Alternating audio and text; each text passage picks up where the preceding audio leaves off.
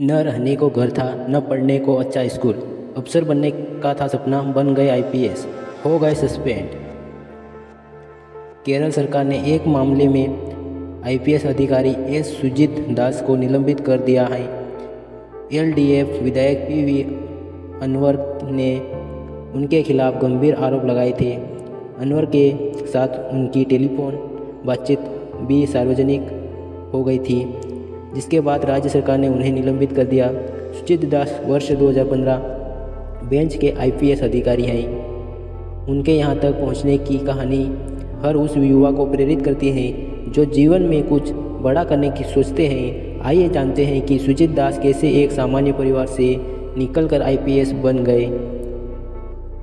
किराए के घर में रहते थे सुजीत। आईपीएस अधिकारी सुजीत दास केरल के एक छोटे से गांव मधुबनी में पले बड़े, जहां उन्होंने एक सरकारी स्कूल से पढ़ाई की। उनके परिवार की आर्थिक स्थिति ठीक न होने के कारण उनका खुद का मकान भी नहीं था, लिहाज वे एक किराए के घर में रहते थे। उनकी मां भी अजुअम आंगनवाड़ी में पढ़ाने का काम करती थी।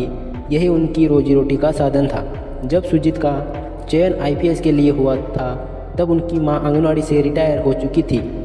उस समय उन्होंने कहा था कि सुजीत पढ़ाई में अच्छे थे और उन्होंने विश्वास था कि एक न एक दिन उनका बेटा यूपीएससी परीक्षा जरूर पास करेगा। कलेक्टर की गाड़ी देखकर आया विचार। यूपीएससी में चयन के बाद एक इंटरव्यू में सुजीत दास ने बताया था कि जब वे सरकारी स्कूल में पढ़ते थे, तब अक्सर जिला कलेक्टर की गाड़ी उनके स्कूल में आती थी।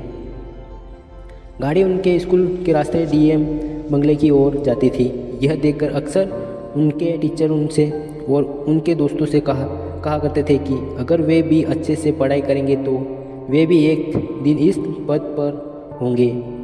टीचर की इन बातों ने सुजीत की ज़िंदगी बदल दी। सुजीत भी स्कूल के दिनों से ही आईपीएस या आईएएस बनने का सपना देख रहे थे। कैसे पास की यूपीएससी परीक्षा? सुजीत दास ने मैकेनिकल इंजीनियरिंग में बीटेक किया और उसके बाद सिविल सर्विस की तैयारी शुरू कर दी।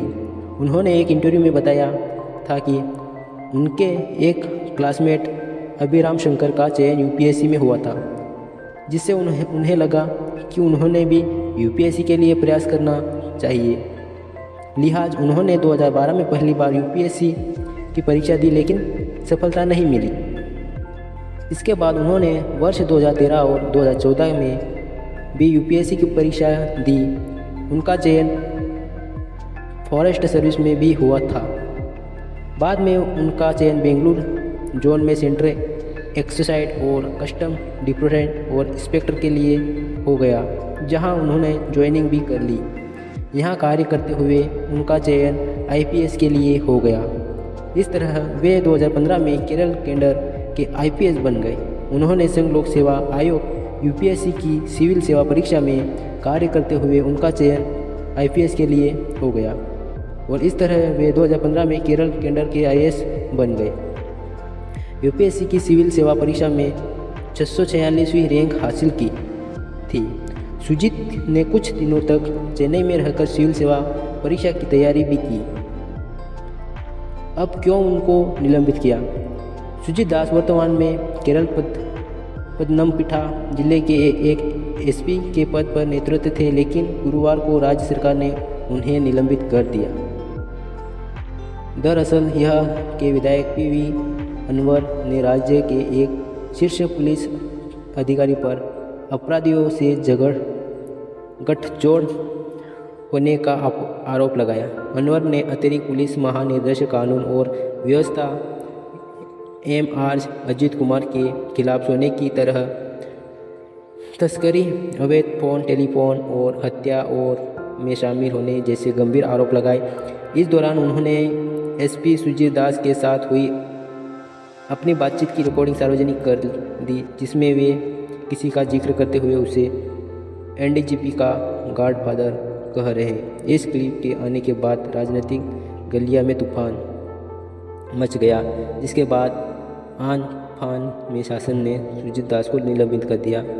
तो गाइस, इस स्टोरी से हमें यह प्रतीक होता है कि एक आईपीएस ऑफिसर ने किसी की तुलना में ही वो आईपीएस बन गए। कहने का मतलब उन्होंने पहले स्कूल में ही उन्होंने तुलना कर ली थी, मुझे भी ऐसा बनना है, और वो बन गए।